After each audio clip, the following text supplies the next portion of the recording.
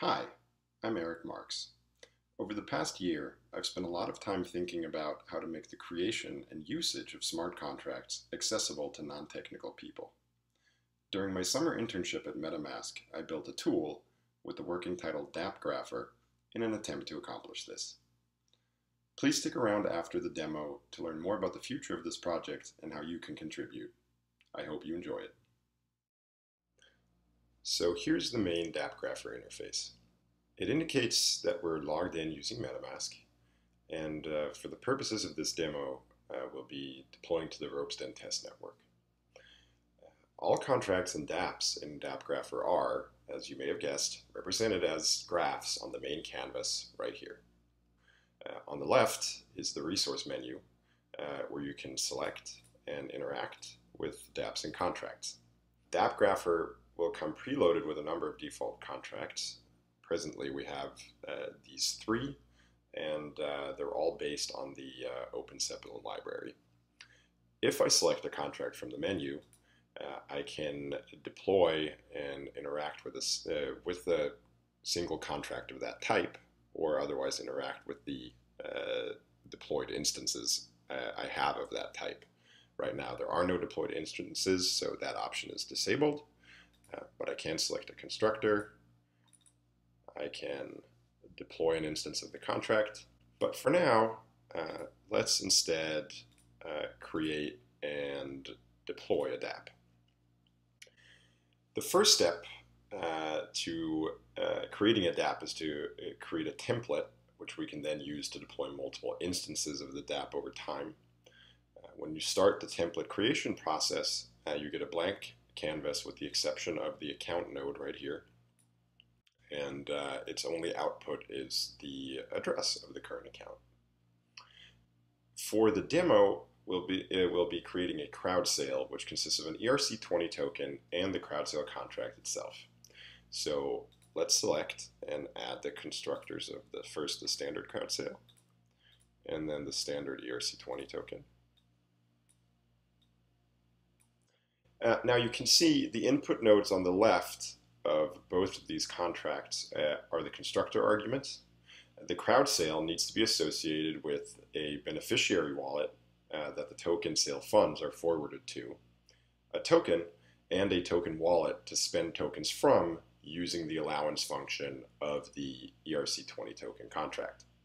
So we're going to add the current account as the beneficiary wallet and the token wallet, and then the yet to be deployed ERC20 token as the token.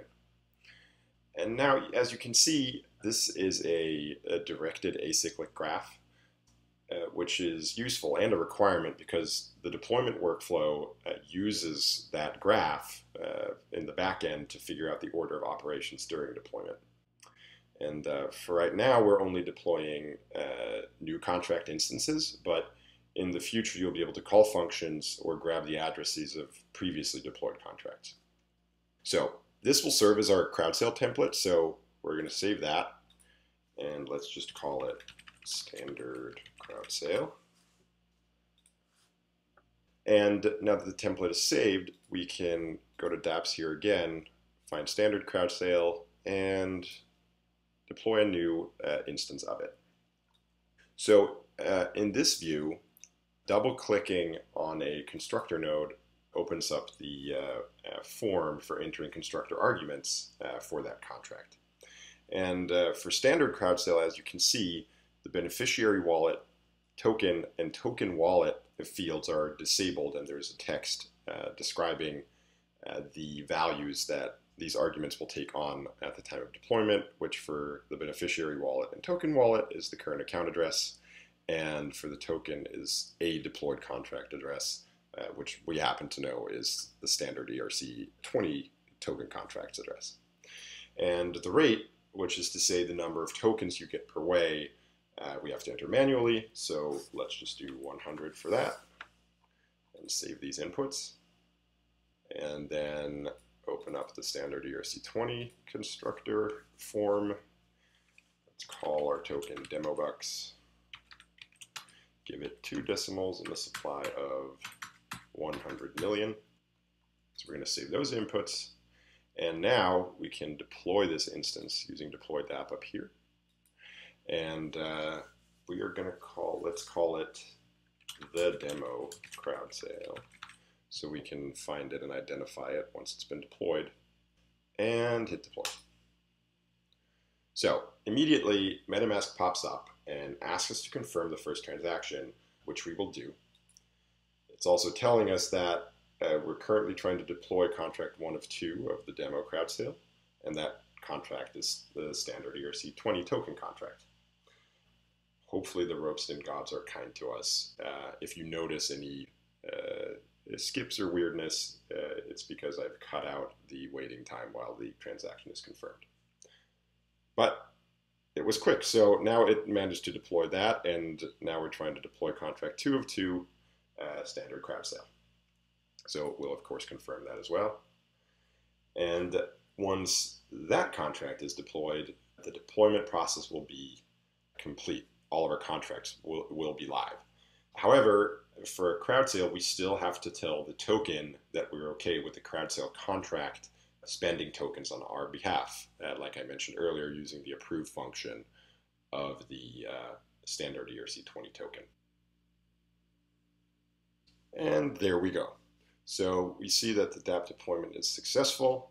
And in case you didn't notice the graph change, this is the graph representing the deployed instance.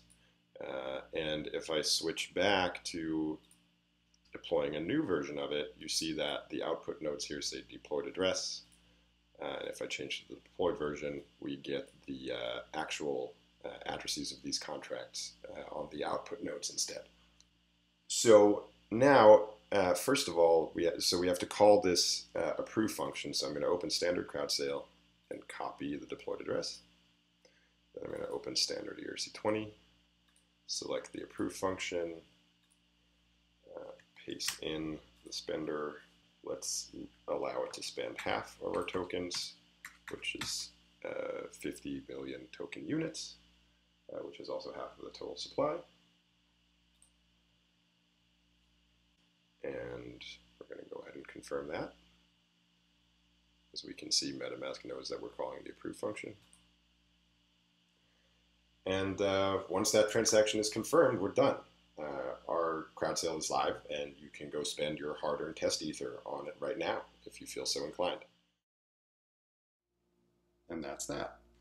Dapp Grapher is a long way to go, both in terms of features and UX, but the MVP level functionality is there, and those contracts are on Ropsten. The GitHub repo is not yet public because I have to make up for a lot of ugly decisions I made trying to get it out the door. That being said, the plan is to release Dapp Grapher this fall under an open source license. For now, I'd love to hear any feedback that you have about the app, or answer any questions right here in the comments, or through any of the channels I suggest in the video description. I especially encourage you to check out the Medium article. Thank you so much for watching, and see you next time.